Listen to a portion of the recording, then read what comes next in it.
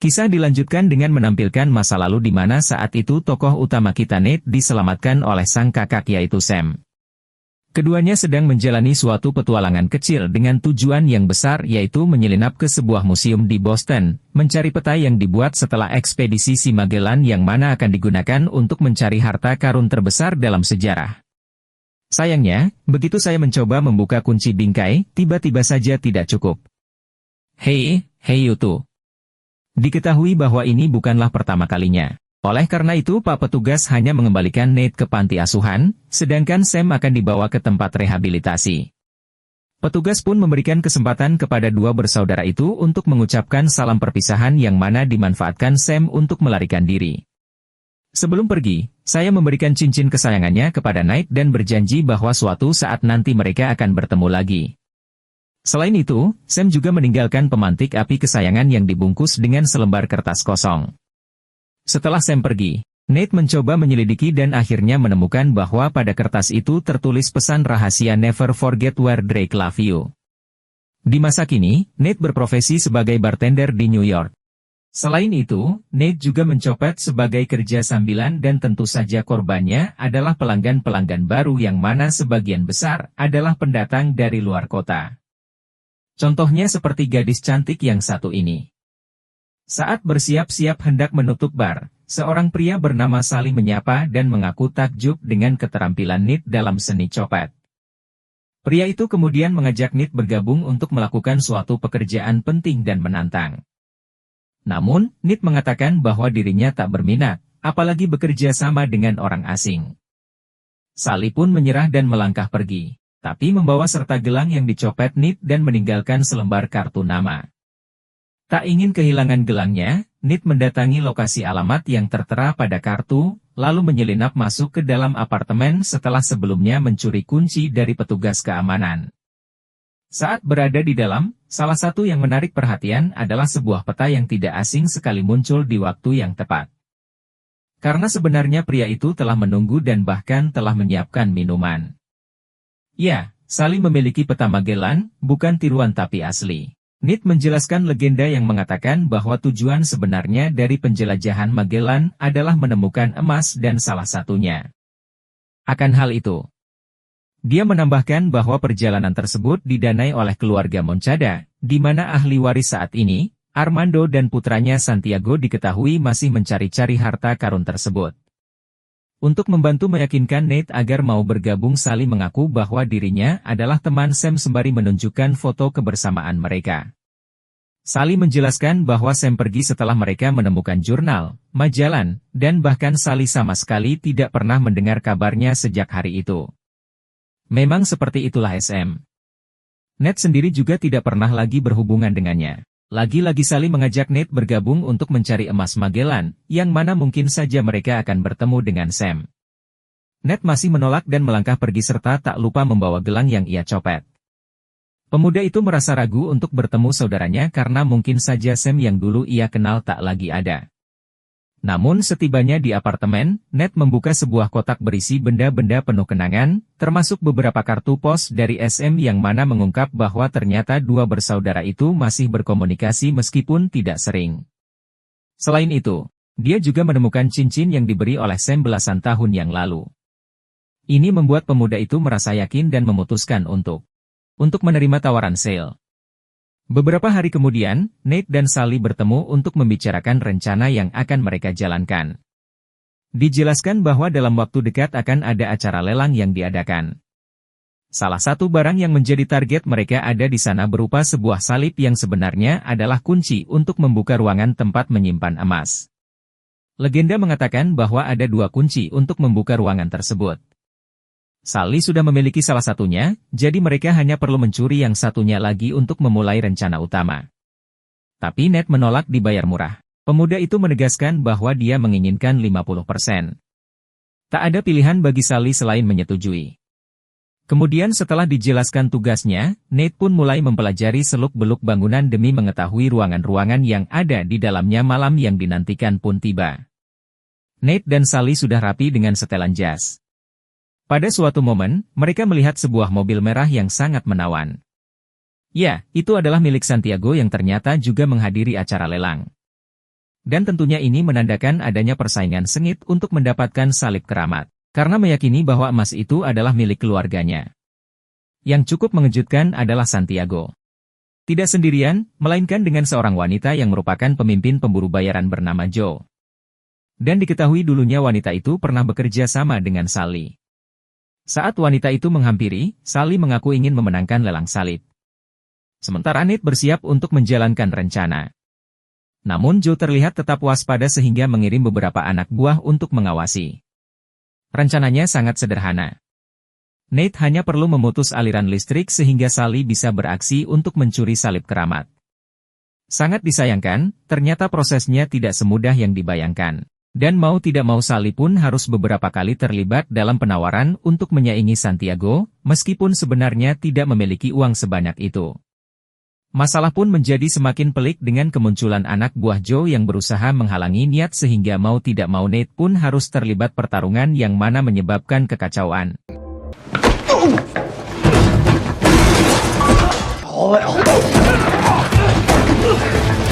Sully, I think you're just gonna have to buy that cross. Oh, this is gonna suck! Kesempatan ini segera dimanfaatkan oleh Sally untuk beraksi dengan pergerakan yang sangat mulus. Pria itu menyamar, bersandiwara sampai akhirnya berhasil membawa Sally. Ya, meskipun Joe sempat menghalangi, namun berkat ketenangan yang hakiki semua pun bisa teratasi. Saat kembali ke mobil, ternyata Nate sudah berada di sana, menegaskan bahwa dirinya tak bisa diperdaya. Setelah semuanya aman, keduanya pun segera berangkat menuju bandara dan kemudian melanjutkan ke Spanyol dengan menggunakan pesawat. Saat Nate membaca jurnal Magellan, dia mengetahui bahwa legenda tersebut mengatakan Magellan menemukan banyak emas di Filipina dan menyembunyikannya di Barcelona. Tapi anehnya sampai saat ini keluarga Moncada tidak menemukan apa-apa. Nate yakin jika mengikuti petunjuk dari jurnal, maka mereka bisa menemukan emas. Meskipun satu-satunya petunjuk saat ini adalah pohon. Setibanya di Barcelona, mereka bertemu dengan seorang wanita bernama Chloe yang juga seorang pemburu harta karun dan memegang kunci salib lainnya. Sayangnya, wanita itu tidak mau bekerja sama karena tidak bisa mempercayai pengkhianat busuk seperti Sally. Lalu setelah berpisah, terungkap bahwa Chloe sama busuknya. Ya. Entah bagaimana caranya wanita itu telah mencuri kunci Nate dan Sally. Basi. Oh, shit!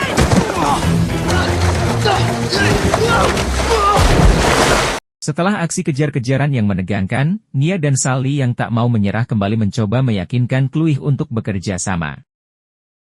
Sembari menunjukkan jurnal Magellan yang juga tak kalah penting untuk mengetahui lokasi emasnya. Ditambah lagi, hanya Nita satu-satunya orang yang bisa memecahkan teka-tekinya. Beruntung, hal ini berhasil membuat Chloe berubah pikiran. Dan ketiganya pun memutuskan untuk bekerja sama. Niat membawa mereka ke sebuah tempat yang sesuai dengan petunjuk yang mana itu bukanlah pohon yang sebenarnya, melainkan mengacu pada sebuah gereja dengan logo bersimbol pohon. Sementara itu ditampilkan Santiago yang menemui sang ayah, Armando. Sang ayah muncul dalam surat kabar yang memberitakan bahwa akan menyumbangkan seluruh kekayaan karena harta mereka dianggap terkutuk atau tidak halal. Gagal membuat sang ayah berubah pikiran. Santiago pun menemui Joe. Memerintahkan wanita itu untuk tetap mengawasi salib yang terlihat di sekitar kota. Ya, saat ini pria yang dimaksud sedang beristirahat sebelum menjalankan rencana ketika Nate sedang berada di dapur, Chloe dan Sally membicarakan tentang Sam. Chloe menuntut Sally untuk segera menceritakan yang sebenarnya tentang Sam kepada anak. Keesokan harinya, Santiago kembali menemui sang ayah. Berusaha meyakinkan agar tidak menyumbangkan seluruh kekayaan keluarga. Namun karena Armando tetap menolak. Tidak ada cara lain yang bisa Santiago lakukan selain. Perdóname, padre. Ketika malam saatnya tim Nate beraksi, mereka memasuki gereja dengan berpura-pura menyamar sebagai wisatawan dan Nate menemukan kartu pos yang dijual oleh gereja.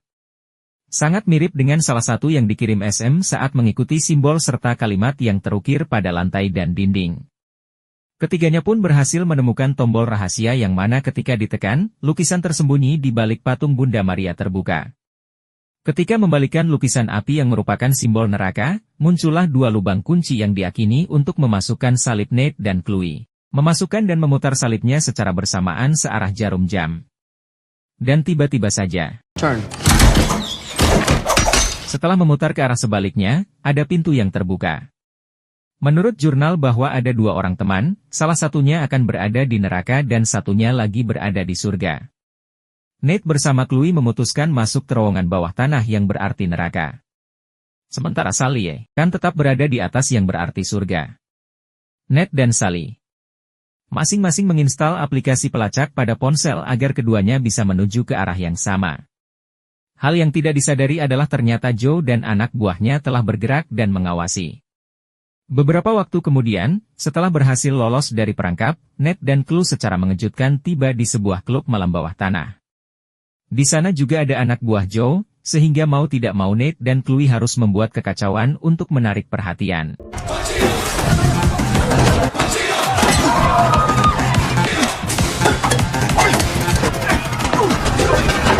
Berhasil lolos, Nate dan Chloe kini menyusuri terowongan yang membawa mereka ke pintu rahasia yang terletak tepat di bawah air mancur. Saat kembali menggunakan kunci salib, tiba-tiba saja seluruh ruangan dipenuhi air. Ini menandakan bahwa Sally harus menemukan lubang kunci lainnya untuk menggunakan salib surga demi menyelamatkan Nate dan Chloe. Sayangnya tidak semudah itu. Meski lubang kunci telah ditemukan, namun Joe datang dan segera menyerang sehingga mau tidak mau Sally harus terlibat pertarungan.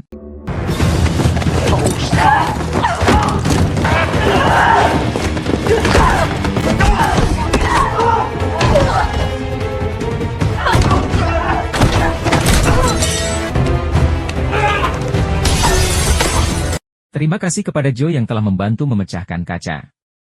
Kini Sally hanya perlu memasukkan kunci dan menyelamatkan keluarga Van yang nyaris tenggelam. Beruntung, keduanya mengaku baik-baik saja. Sebuah momen yang membuat klub terkejut yaitu kebaikan Nike.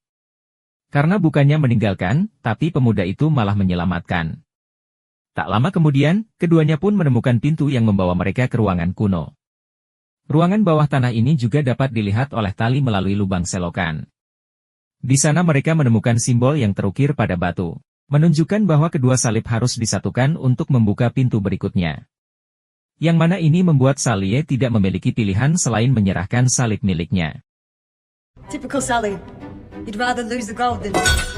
What? What are you waiting for? Ada 3 kendi berukuran besar yang berdiri tegak. Sejenak tim itu berpikir bahwa akhirnya mereka berhasil menemukan emas. Namun ketika memanjat kendi dan melihat isinya, Why the... saat semuanya marah, Nate menemukan peta di antara pasir, yang mengarahkan suatu perjalanan dari Spanyol ke kepulauan di Asia Tenggara. Namun ketika hendak membahasnya, Chloe telah menodong dengan menggunakan pistol, merebut mapnya, serta menjelaskan bahwa Nate telah melakukan kesalahan karena bekerja sama dengan pembohong seperti Sally. Ya, wanita itu mengatakan bahwa Sally mengetahui tentang Sam. Beberapa saat kemudian, ketika dibangunkan Sally, Nate menuntut penjelasan tentang Sam. Dengan sangat menyesal, Sally mengungkapkan bahwa Sam kemungkinan telah meninggal lebih lanjut. Ia menjelaskan bahwa bersama-sama mereka telah berhasil menemukan jurnal itu, tetapi dalam perjalanan keluar mereka diserang oleh kelompok Joe dan sehingga Sam tertembak. Apa yang Nate sadari adalah Sally berhasil meloloskan diri dengan meninggalkan Sam dan satu-satunya alasan Sally merekrut Nate adalah mungkin saja bisa membantu memberikan petunjuk tentang emas yang dicari. Tentu saja hal ini membuat Nate marah. Setelah menyebut Sally sebagai orang serakah dan egois, Nate pun pergi dan menghentikan kerja sama mereka. Beberapa waktu kemudian, ketika Nate bersiap untuk pergi, Sally kembali menghampiri, meyakinkan demi membuat pemuda itu bergabung kembali. Kebetulan, Nate baru saja memperhatikan kartu pos dari SM yang membuatnya berubah pikiran. Nate akan membantu untuk menemukan emas, tapi bukan demi sekali, melainkan demi menyelesaikan misi sang kakak. Sementara itu, ditampilkan Joe yang melaporkan apa yang terjadi kepada Santiago serta telah mengirim anak buahnya untuk mengawasi Chloe. Sangat mengejutkan, wanita yang dimaksud muncul, yang mana mengaku telah bekerja sama untuk TN Santiago. Kesuksesan tersebut membuat Chloe segera diangkat menjadi pemimpin ekspedisi. Dan tentunya itu membuat Joe tidak senang. Keesokannya mereka pun siap menjalankan rencana dan uniknya Santiago tetap membawa mobil merah kesayangan. Hal ini dimanfaatkan oleh Nate dan Sally yang mana sejak tadi telah memata-matai mereka segera menyelinap ke dalam pesawat dan bersembunyi di mobil Santiago. Beberapa waktu kemudian Anne setelah memperhatikan peta dan memutuskan kemana tujuan mereka. Santiago menjelaskan tentang bagaimana leluhurnya dikhianati dan penemuan harta ini akan mengembalikan harga diri keluarganya. Namun sangat mengejutkan, Joe tiba-tiba melakukan manuver gila demi mengambil alih kepemimpinan dan menguasai emas yang sedang dalam pencarian. Selanjutnya adalah giliran Chloe, yang harus dihabisi.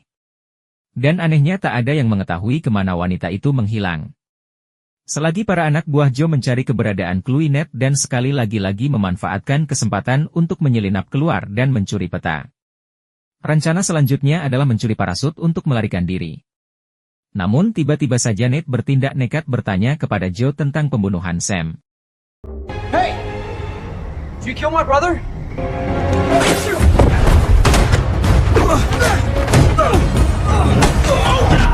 Ya, inilah yang terjadi di awal cerita. Sementara itu, Chloe dan anak buah Joe terlibat baku tembak karena tak menemukan cara untuk melarikan diri.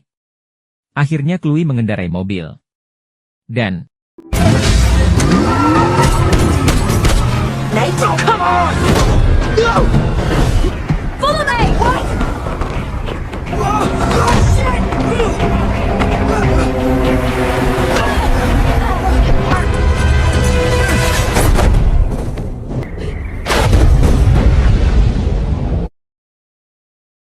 keduanya selamat dan dengan bersabar sedikit mereka berhasil mencapai sebuah pulau di Filipina serta memutuskan untuk beristirahat di hotel. Beberapa waktu kemudian, mereka mencoba memperhatikan peta tiruan yang dicetak oleh Chloe. Sesuai dengan yang asli. Lalu dengan mencocokkan kartu pos dari Sam, Nate menyadari bahwa peta tidak menunjukkan lokasi yang tepat untuk menemukan harta karun itu. Ini secara tidak langsung membenarkan perkiraan Sally, yang mana saya memang mencoba meninggalkan petunjuk terakhir kepada Niat. Oleh karena itu, Nate dan Chloe berusaha untuk memecahkan tulisan-tulisan Sam di kartu pos yang penuh dengan teka-teki. Malam semakin larut sehingga Chloe memutuskan untuk tidur. Namun Nate masih melanjutkan dan tiba-tiba saja dia menyadari trik lama yang mana segera memecahkan suatu teka-teki terakhir menggunakan 2 kunci salib. Akhirnya, koordinat lokasi ditemukan dan Nat segera mencatat koordinatnya pada sebuah node sebelum beristirahat. Keesokan paginya, ditampilkan Joe dan para anak buah yang mendatangi lokasi pada peta. Selain itu juga terlihat Chloe yang telah terbangun lebih dulu dengan membawa koordinat yang ditulis Nat. Tanpa menyadari bahwa dirinya telah tertipu. Yeah, well, too bad you're headed in the wrong direction. Nat pun berkendara menuju ke lokasi yang sebenarnya, yang mana ternyata telah dipantau oleh Joe. Nat memasuki sebuah gua dan kemudian berenang memasuki terowongan di bawah laut. Sampai akhirnya menemukan gua lain di mana terletak 2 kapal Magellan. Di saat yang sama, sangat mengejutkan Sally muncul secara tiba-tiba, mengaku mengikuti aplikasi pelacak yang terinstal di masing-masing ponsel mereka. Sally mengatakan bahwa keberhasilan Nate akan membuat Sam bangga. Sayangnya, belum sempat merayakan lebih lanjut, terdengar deru mesin dan ternyata itu adalah kelompok Joe. Sementara keduanya bersembunyi di ruangan rahasia yang sempit. Joe memerintahkan anak buahnya untuk mencari emas serta menghabisi Sally dan Nate agar tidak ada saksi mata. Tak lama kemudian, kapal pun mulai berguncang. Yang mana ternyata Joe mendatangkan 2 helikopter untuk mengangkat kapal-kapal itu. Karena harganya hampir setara emas yang ada di dalamnya.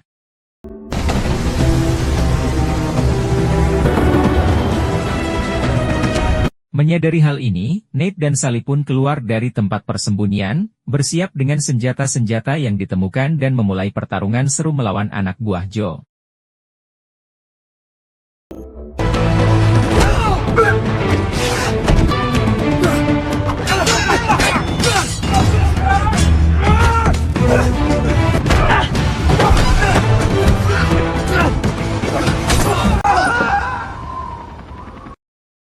Selanjutnya, Sally naik ke helikopter dengan memanjat dan menyingkirkan para pilot, kemudian mengambil alih kemudi untuk terbang menjauh melarikan diri.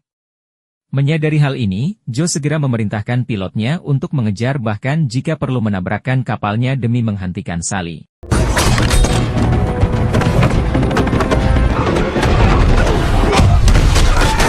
Sementara Nice menghadapi anak buah Joe, Sally mengendalikan helikopter melalui celah sempit di antara tebing untuk menghindari kejaran. Namun, sangat mengejutkan.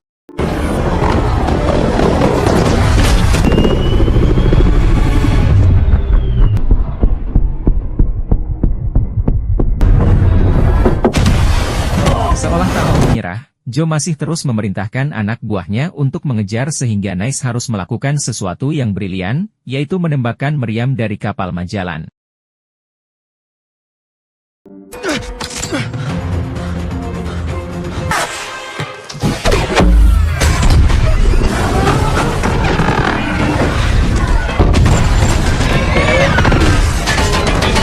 Belum sempat merasa lega, apalagi merayakan kemenangan, Joe yang ternyata masih bertahan, kini berada di kapal bersama Ned dan keduanya pun segera memulai baku hantam yang sangat epik.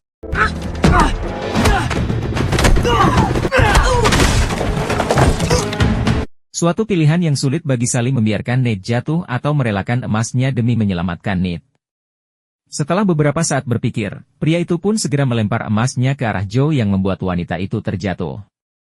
Kemudian, Trust me!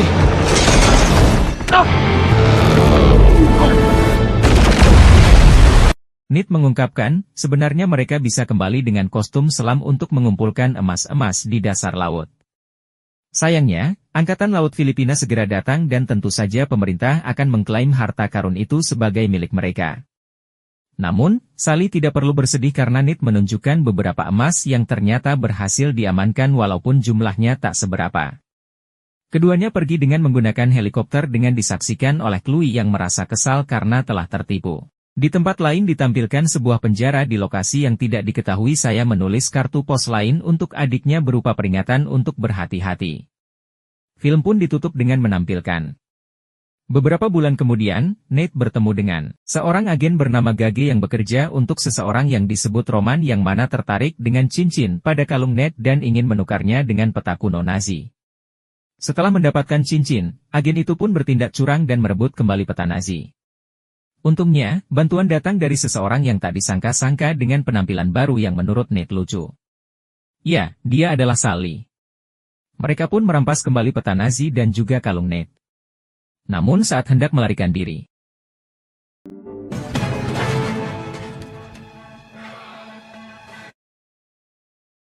dan tamat. Setelah melalui pengembangan yang panjang dan penuh cerita selama beberapa tahun, ending dari film End Charter menunjukkan bahwa masih banyak kisah yang akan terungkap.